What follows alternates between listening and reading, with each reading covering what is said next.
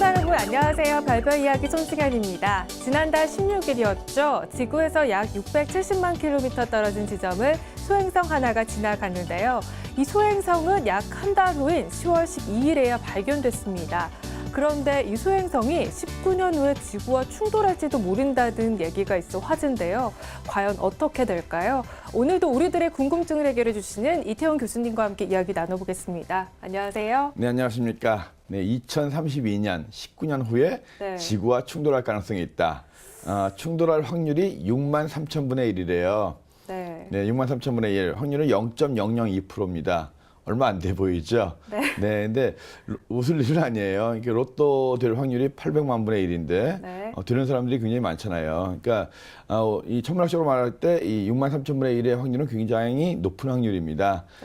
그렇지만 19년 후의 일이고 이 소행성 같은 경우는 이제 크기가 411m 정도라고 합니다. 만에 하나 충돌했을 경우에 히로시마 원폭이 한 50배 정도의 위력이 있다고 하는데 그래봤자 뭐 인류를 멸망시킬 정도의 그런 큰 위력은 아니고요.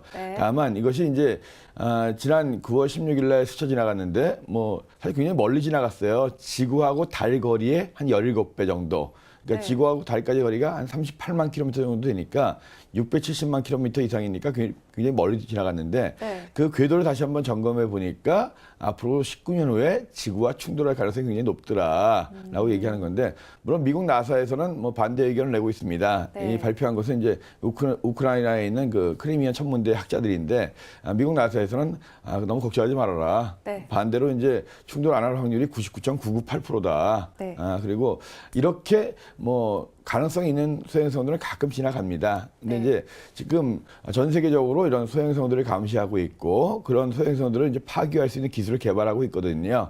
만에 하나 정말 19년 후에 그런 일이 닥친다고 하더라도 19년 정도의 시간이 흐른 동안이면 충분히 인간들이 그 소행성을 파괴할 정도의 기술을 개발할 겁니다. 그리고 이제 가끔가다 이런 뉴스 나오는데 물론 이제 지금 발견된 지 한 달밖에 안 됐잖아요.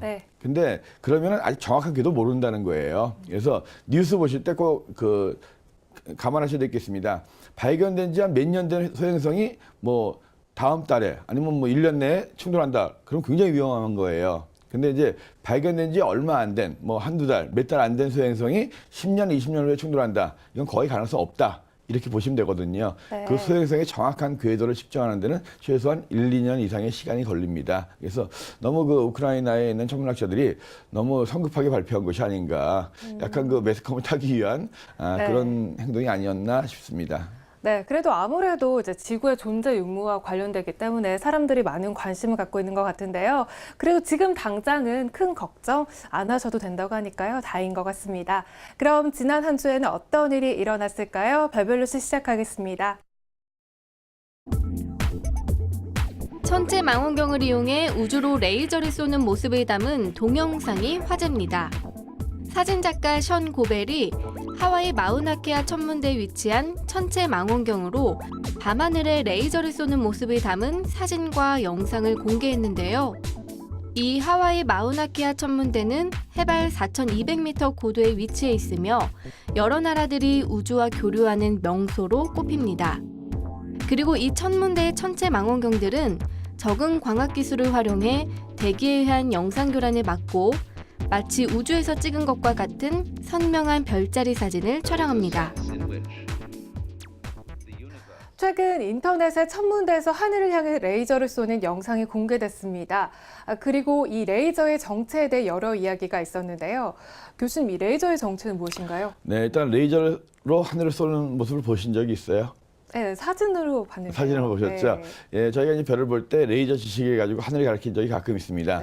굉장히 그 수십 와트 이상 되는 레이저이기 때문에 레이저가 지나가는 길이 거의 보여요. 그래서 한 몇 킬로 이상 이 레이저가 뻗어나갑니다. 굉장히 멋있는데요. 이 영상은 그 하와이에 있는 마우나케아라고 해가지고 해발 4,000m 이상이 있는 그 천문 단지예요. 거기에서 이제 천문대에서 우주로 레이저를 쏘아가면서 이제 그 관측을 하는 건데요. 사실은 우주를 쏜다는 것이 아니라 어차피 이 레이저가 도달하는 거리가 한 몇 킬로밖에 안 되기 때문에 이게 뭐냐면 대기의 상태를 측정하는 겁니다. 그래서 이 적응 광학계라고 해가지고 빛이 대기를 통과하면서 뭐 대기 중에 난기류가 있다든가 뭐 바람 변화가 많으면 좀 빛이 흔들리겠죠. 네. 그래서 요즘은 관측기가 워낙 좋아져가지고 네. 그 난기류라든가 이 공기 중에 흐름에 빛이 흔들리는 걸 잡아주는 그런 장치가 있는 거예요. 그래서 레이저를 갖다 쏴가면서 대기의 상태를 측정하는 겁니다. 그 상태에 따라서 망원경에 있는 적응 광학계라고 해가지고 이 흔들림을 보정해주는 그런 기술이거든요. 그래서 이 하와이는 마우나케아에 있는 그 천문대에서 하늘을 관측하면서 이제 이런 레이저들을 쏘고 있는 건데 이게 사실은 굉장히 그 항공기한테는 위험해요. 그래서 이게 직접 항공기 그 조종사한테 닿으면 네. 갑자기 앞이 안 보인다든가 그래서 항상 이 레이저를 쏠 때는 그 항공기한테 그 위험 경고를 합니다. 그 시간대에 거기를 통과하는 항공기가 있다라고 한다면 주의하라 이런 식으로. 그리고 실제로 이 영상은 그 일반 카메라로 찍은 것이 아니라 이제 타임랩스라고 해가지고 그 여러 개의 그 DSLR 카메라로 사진 찍어가지고 연속시킨 거거든요. 그래서 실제로는 굉장히 한 30초에 하나씩 찍어가지고 쭉 네. 빠르게 돌린 거거든요. 그래서 동영상은 그냥 찍은 동영상이 아니라 여러 개의 사진을 찍어서 붙인 그 타임랩스라고 하는 그런 기술로서 찍은 거거든요. 아무튼 언제 한번 그 하와이에 가시면 그 마우나케아라고 해가지고 해발 4,000m가 넘기 때문에 그냥 올라가기 좀 힘듭니다. 네. 이 저산소증이 걸릴 수 있기 때문에 네. 근데 혹시 방문하실 기회가 있으면 정말 세계에서 가장 멋있는 그런 천문 단지 중에 한 곳입니다. 그 우주의 전화번호를 관측하는 그 비밀을 캐는 곳인데요. 마우나케아 꼭 한번 가보시기 바랍니다. 네, 저도 그러면 좋겠네요. 처음에 사진으로 봤을 때는 이제 우주로 레이저를 쏜다고 해서 어떤 이제 상상력을 자극했는데요. 네네. 이 레이저의 정체는 대기의 상태를 확인하는 것이었습니다. 네네. 별별 뉴스에서 다음 시간에 전해드릴 새로운 소식도 기대해 주세요.